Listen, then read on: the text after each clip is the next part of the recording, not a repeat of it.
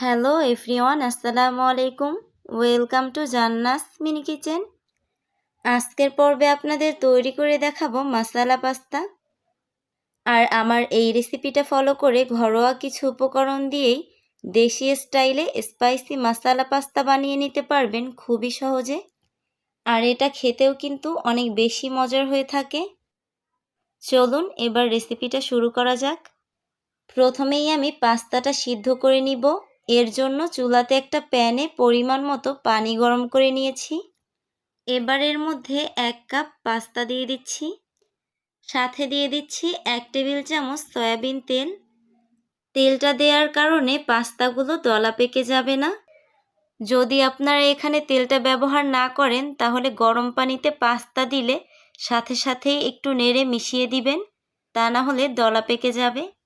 এবার পাস্তাগুলো আমি মিডিয়াম আঁচে সিদ্ধ করে নিব 10 মিনিটের মতো। আমার পাস্তাগুলো সিদ্ধ হয়ে গেছে, এবার এগুলোকে নামিয়ে নিচ্ছি। আর একটা কথা, পাস্তাগুলোকে কিন্তু বেশি নরম করে সিদ্ধ করা যাবে না। এবার অন্য একটা প্যানে পরিমাণ মতো তেল গরম করে নিয়েছি। এবার এর মধ্যে 2টা ডিম দিয়ে দিচ্ছি। উপর থেকে সামান্য কিছুটা লবণ দিয়ে দিলাম। এবার ডিম দুটোকে নেড়ে চেড়ে ঝুরি ঝুরি করে ভেজে নিব। ভাজা হয়ে গেলে এগুলোকে তুলে একটা সাইডে রেখে দিচ্ছি। এবার সেম প্যানে পরিমাণ মতো তেল গরম করে নিয়েছি। এবার এর মধ্যে রসুন কুচি দিয়ে দিচ্ছি 1 টেবিল চামচ।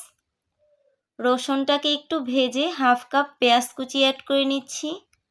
এখন পেঁয়াজ আর রসুনটাকে ভালোভাবে একটু ভেজে নিচ্ছি। এবার এখানে 1 চা চামচ লাল মরিচ গুঁড়ো অ্যাড করে নিচ্ছি। পেঁয়াজ আর রসুনের সাথে মরিচটাকে একটু মিশিয়ে 1/2 কাপ টমেটো কুচি অ্যাড করে নিচ্ছি। আমি এখানে লাল টমেটোগুলো ব্যবহার করেছি, এতে করে পাস্তার কালারটা সুন্দর আসবে। এখন টমেটোগুলোকে মশলার সাথে খুব ভালো করে নেড়ে চেড়ে মিশিয়ে নিচ্ছি। এবার 1/2 কাপ পানি দিয়ে দিচ্ছি। এখন এখানে গাজর কুচি অ্যাড করছি 1/2 কাপ আর ভুট্টা অ্যাড করছি 1/4 কাপ। এবার সব কিছু একটু নেড়ে চেড়ে মিশিয়ে একটা ঢাকনা দিয়ে ঢেকে মিডিয়াম আঁচে রান্না করে নিব 10 মিনিটের মতো। 10 মিনিট পর ঢাকনা তুলে নেড়ে চেড়ে মিশিয়ে নিচ্ছি। এবার এর মধ্যে সিদ্ধ করে রাখা পাস্তাগুলো অ্যাড করে নিচ্ছি। এখন পাস্তাগুলোকে মশলার সাথে ভালোভাবে মিশিয়ে নিব। মিশিয়ে নেওয়ার মাঝে ভেজে রাখা ডিম দুটোও অ্যাড করে নিচ্ছি। সব কিছু মিশিয়ে নেওয়া হয়ে গেছে। এবার এখানে কাঁচামরিচ অ্যাড করছি 4-5 পিস। আপনারা নিজেদের টেস্ট অনুযায়ী ঝালটা কমিয়ে বা বাড়িয়ে দিবেন। ধনিয়া পাতা কুচি দিয়ে দিচ্ছি 1/2 কাপ। এবার হালকা একটু মিশিয়ে পাস্তার প্যাকেটের সাথে যে মশলাটা থাকে সেটা দিয়ে দিচ্ছি।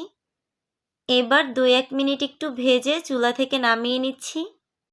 চলুন এবার আপনাদের সার্ভ করে দেখানো যাক। দেখতেই পারছেন তৈরি হয়ে গেল আমার আজকের রেসিপি স্পাইসি মাসালা পাস্তা। যেমন দেখতে হয়েছে তেমন খেতেও অনেক টেস্টি, তাই আপনারাও চাইলে ট্রাই করে দেখতে পারেন। আজকের মতো এখানেই বিদায় নিচ্ছি। সবাই ভালো থাকবেন। আল্লাহ হাফিজ।